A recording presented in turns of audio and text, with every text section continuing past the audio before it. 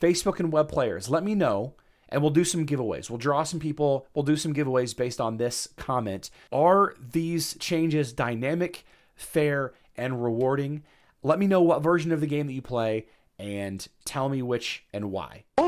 It's only a game. Why you have to be mad? What is up, heroes of Dominion? My name is Charlie. This is Hero War Central, and in today's video, I want to talk a little bit about these Area of Conquest updates and how they absolutely missed the mark. In my opinion, they are not really taking care of the biggest, well, I suppose they are. They're not really taking care of the biggest issue, but we'll talk about that in just a second. Happy to announce a series of significant improvements to the Area of Conquest.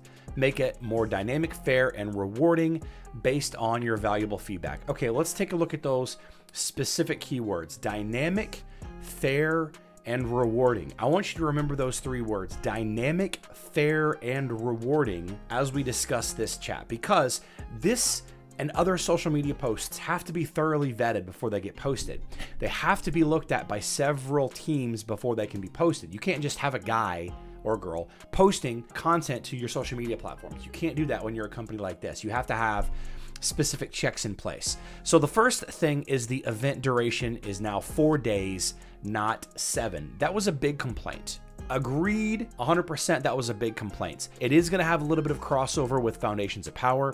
Area of Conquest is going to go live at the end of the Ascension to Asgard, Fall of Elysian City. Thanks to Hero Wars Guide for this event schedule page. 4 days instead of 7, that is a big complaint. People get bored of this game mode after 3 to 4 days, so I think that's right on. Golden ticket gifting. You can now gift golden tickets to your friends and guildmates. I don't know that people were really complaining about that. I don't know that that is the second most complained about thing and why it's listed second, but it's nice. I suppose it's one of those quality of life things that should have been in there from the beginning though, right? It should have been in there from the beginning. Like, why not? And I know why, is they don't want to take the 30% haircut. They don't want to have to discount the majority of the golden tickets by 30%, but they probably realize that nobody is buying them. And if they did this, that would incentivize some people to buy them and maybe more people to buy a cheaper version. So that's probably why they did it. It's more for them, not for us, honestly. And actually, while we're here, I want to talk about the lack of any kind of discussion about the pay to win side of Area of Conquest. Area of Conquest is this PvP event, and unlike Guild War, unlike Clash of Worlds, you can literally pay to win to a higher degree than you can on anything else. You can buy more hearts, you can buy energy, speed up for moves, and all of that can be found in that Road to the Top season, as well as, other bundles as well. That golden ticket is part of the problem. The fact that you can't buy it for a gift is a problem also, but it's not the biggest problem with the Road to the Top season pass. It's the season pass itself is an issue with this game mode, and if obviously it's for money reasons why it's there, but I was really hoping to see something addressing that aspect, but nothing. Improved matchmaking is important. Okay, it's very important. This is a big problem. I don't know that it's the biggest problem. I don't even know if it's the second biggest problem. So we recognize and understand the challenges you've been experiencing, and we've updated the algorithm accordingly. The new system is designed to ensure more balanced and fair matchups, and we'll continue refining it to ensure the best possible experience. We're never going to know how this works. We're just not. We're not going to know if it's based on activity level, if it's based on Titanite grinding, if it's based on like accumulated total hero power. We're never going to know. But if the fact of the matter is, if a whale guild is paired against other whale guilds and one of the whale guilds just doesn't play 24/7, which is one of the big issues that's not mentioned here, is the time investment problem, then that matchmaking system doesn't matter. It just doesn't matter. You need active players. Sure, you want to have a chance. You want to have all 4 guilds kind of be parity as far as the power level of their hero teams and all of that. But unless they take into account the actual time spent in game, then I don't think it's going to work. I think it'll help, but I don't think it's going to be there. And then here, the first of one of the big problems, in my opinion, the guild transition exploit. Players who leave their guilds will no longer have access to the event participation or rewards until they rejoin the same guild, allowing them to continue participation in the Area of Conquest. People were leaving guilds and going to other guilds that were more active and winning in order to get the rewards, and then switching back to their regular guilds. Cheating the system like that, it's not specifically against the rules, but I'm glad that they're fixing this loophole exploit, okay?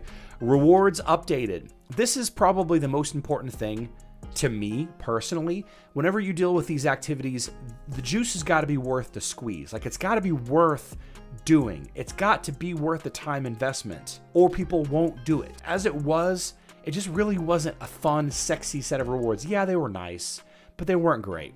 So the primary rewards for ranking have been updated, and the road to the top season got even more overall value. Plus, the legendary Gift of Dominion has been returned to the road to the top season rewards based on your request. So we don't have the full picture of what the updated rewards look like, but they've got to have updated rewards. They've got to have good rewards, otherwise people won't be incentivized to try. They won't be incentivized to log in and do it every day. Team visibility. If your allies can see enemy teams, you'll now be able to see them also. This change improves coordination and allows for better strategic planning during battles.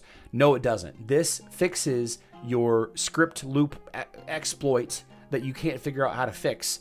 That supposedly isn't a problem in the second generation of it, but here we are having this kind of fix in place anyway. This is actually really good, okay? If you have a scouts player that's close enough to the other team, but not attacking the other team, not actually trying to take the settlement, you can see what kind of teams are in the place. So this serves kind of two purposes. One, the enemy guilds might be incentivized to kill your scout player, therefore, using some of their moves and leaving the settlement that they might be protecting or sitting on, and then you could swoop in and take it, maybe, potentially. And also, you have weaker players that may not be able to take that settlement. They can just get close and sit there and watch and try to draw out some of those moves. So it's a nice little bit. Now, we do have these stronger anti-cheat measures where we've closed several loopholes used by cheaters, ensuring a more secure and fair gaming environment for everyone. We are committed to upholding a level of playing field for all participants and will continue to do so. So this is probably the biggest problem that I have with this event. It is not the biggest problem that the majority of the players have, but anytime that an activity can be cheesed or griefed or exploited for gain, and it's something that not everybody can do or should do because it's an illegal third-party hack, for example, or some kind of simulation software or some kind of fog of war remover software, whatever it may be. If they can fix all that stuff, I'm absolutely all for it. And people having unfair advantage over other people, I'm glad that they're showing that up. What's not mentioned here is the time investment problem. Okay, Area of Conquest is one of those things where it is something that you need to be paying attention to a lot throughout the day. It is not like you have to be staring at your computer for 8 hours straight, but you really kind of need to log in like once or twice an hour to look at where your team is, where your guild is sitting, what settlements that you should be taking or trying to go look at or trying to go take back or whatever. It's not this 3 times a day login situation that Hero Wars is known for. That their whole gameplay loop, Hero Wars' whole gameplay loop is logging in 3 times per day for 15 to 30 minutes each time. And people just aren't really transitioning over into that 6 to 12 to 15 times per day login that this activity demands. And nothing here is referencing that problem, which I think is actually the biggest problem with Area of Conquest that is not mentioned here. So going back up here again, dynamic, fair, and rewarding. Let me know in the comment section down below. Facebook and web players, let me know, and we'll do some giveaways. We'll draw some people. We'll do some giveaways based on this comment. Are these changes dynamic, fair, and rewarding? Let me know what version of the game that you play and tell me which and why. Good luck dominating your guilds here in a couple of days. I love you all. Good luck in Dominion.